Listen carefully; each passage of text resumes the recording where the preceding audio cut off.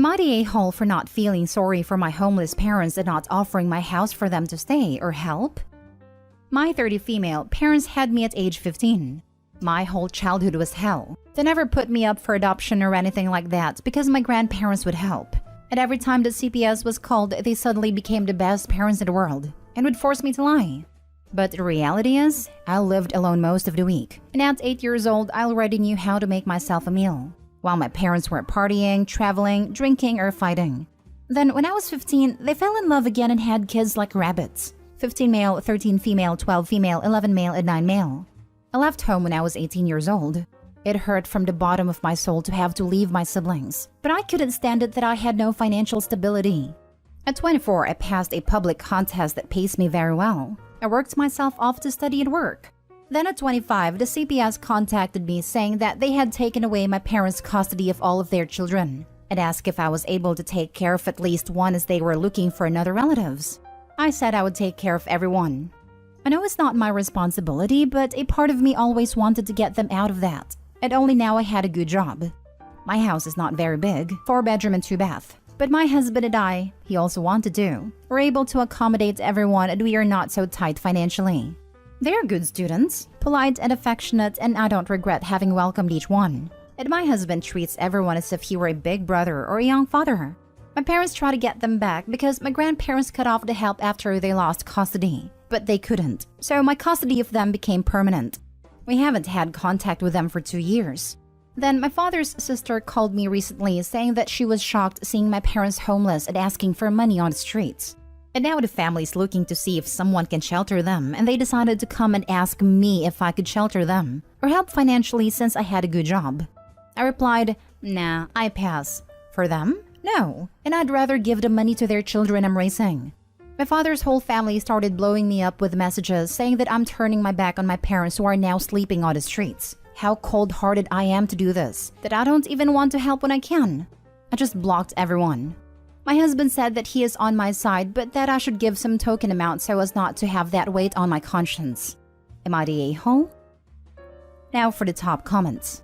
Not the a-hole. You've already had your life ruined multiple times over by these people and have taken all of their responsibilities. You do not have to do anything else for them. Please get some therapy so you're able to unburden yourself for feeling responsible for these toxic a-holes. Every single one of those family members shaming you could take in your parents, but have they? No. They could have taken in the kids, but did they? No. Absolutely block them all and don't look back. Not the a-hole. Firmly. Every single one of those family members shaming you could take in your parents, but have they? More importantly, each of them could have said or done something when Opie and her siblings were mistreated children. Chuck all of them to the deepest pit of fire along with Opie's parents. After hanging on this sub, I've come up with this term, which probably already has a name: virtuous vicariousness or vicarious virtue. Being a good person and doing good in the world is hard work, but makes you feel good. Telling someone else to do good, as if on your behalf, doesn't feel as good but takes basically zero effort. Not the a-hole. Every person hassling you to take your parents in should be met with a reply, "I'm too busy raising their children. How about you take them in?" In thinking about it some more, the kids were removed from these parents by CPS. Would Opie even legally be allowed to house them? I doubt it. So a better argument would be, nope, I can't risk CPS taking the kids away from me for their sake, but I'll be glad to tell them you offered, and watch every nosy one of them back the heck away. I thought the same, but I'm sure they just want money. Same arguments applies though. If Opie starts giving away their money instead of using it to care for their siblings, that might not go over too well. Next story. Am I the a-hole for telling my husband if he wants to give money to my stepdaughter, the same amount should be given to my daughter as well? Me, 46, and my husband David, 51, have been married for 5 years. I have a daughter, Amy, 21, and David has a daughter, Erin, 21. They're only a few months apart. Both started college a few years ago. Amy got a scholarship for her school, which combined with the funds me and my ex had for her, pretty much covered everything. Erin moved out of state to Massachusetts and her school doesn't offer scholarships. David had a college fund for her and the rest she'll cover herself. What's going on now is David said we have a fair amount of savings and wants to give some of that to Erin for her student loans. That's not exactly fair to Amy, but he said that hers are paid off, but I replied he should give the same amount to Amy for rent or something, even if she doesn't have college fees. This is just the tip of the iceberg. Erin plays violin with a local orchestra. She had her first small show about a month ago. We went all the way to Massachusetts because David wanted to see her perform. He was also the one who brought her the violin as a gift when she got into college, but no gift for Amy. We argued over this and David said that it's difficult for Erin alone. I replied that then she should have stayed here instead of running off to a different state and picking up things like violin to show that she's better than everyone. He got really mad at me for saying that. I'm just trying to be fair, but am I the a-hole? Where is Erin's mom? It is sounding to me like you think Amy should be getting money from 3 parents and Erin gets support from 1 parent. You married when these kids were practically adults. And your our savings, did that start from scratch when you married, or did one or both of you bring savings to the marriage? Erin's mom died when she was 3. It's a joint account we both contribute to and brought into when we got married. David had more savings initially, and he earns more than me, so say around 75-25. This really doesn't help your case. He brought the most money to the marriage, still brings in the most of the income, and his daughter has 1 living parent to help her financially. And you want your daughter, who has 2 living parents, to receive some of his money as well? Come on. Yeah, fair in this case means getting both kids graduating college without debt. There is no way to make the cost of college equal given the variation in career tracks and college choices and financial aid/scholarship possibilities. The disparity in savings contributions makes Opie look even worse for trying to claim her kid should get additional money if he uses savings for his daughter's college.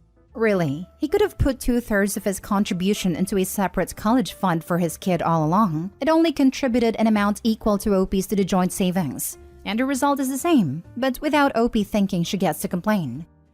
You're the a-hole. I was leaning toward not the a-hole until I got to, she should have stayed here instead of running off to a different state and picking up things like violin to show that she's better than everyone. That is a very strange and immature thing to say and throws the story into, I don't think we're getting the whole story land. That violin jibe. Also digging into stepdaughter for going to college out of state. Bizarre. She makes it sound like Erin ran off and joined a circus. Yep, you're the a-hole, OP. Imagine hating your stepdaughter because she had the audacity to play the violin. You're the a-hole. I mean, why else would she choose to play, if not to prove that she's better than everyone else? Isn't that why the violin exists? It is, same as the saxophone exists to prove that you're louder than everyone else. At least that's how my roommates like to play it. Next story. Am I the a-hole for telling my fiancé that he embarrassed me when he started singing the happy birthday song to his 5-year-old son at a restaurant? I, female 30, have been with my fiancé, Ned, male 36, for a year and a half. He has a 5-year-old son with his ex-girlfriend. They don't have a custody arrangement, but he has him most of the week because the mom is currently sick. His son is lovely, but I noticed that Ned takes him everywhere he goes, including places that aren't child-friendly, and we have an issue with that now, but we're working on it. His son's 5th birthday was days ago. Ned took us out to a restaurant to celebrate.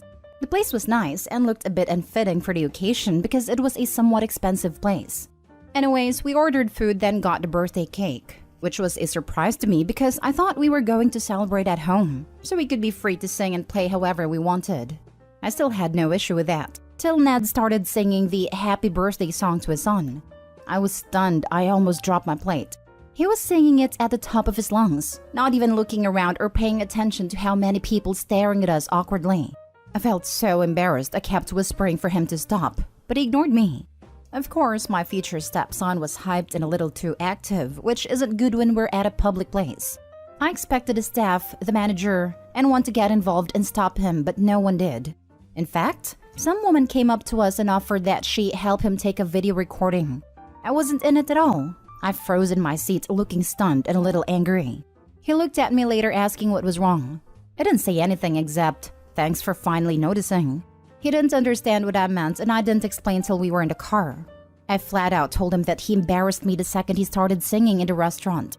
He looked shocked, saying he didn't get why I would be embarrassed by him celebrating his son's birthday and cheering him up. I told him we could have done this at home when we'd be more comfortable and free. He took it as in I was ashamed of him and his son, but I denied it and said that it just felt awkward and embarrassing too. Maybe because I've never been in this situation and also judging from the restaurant we were at. He said that his son's mom is sick and he's trying to do all he can to cheer him up, and that all families do that. But no one had an issue with that except me. Then when I tried to explain, he got mad and said he no longer felt like talking.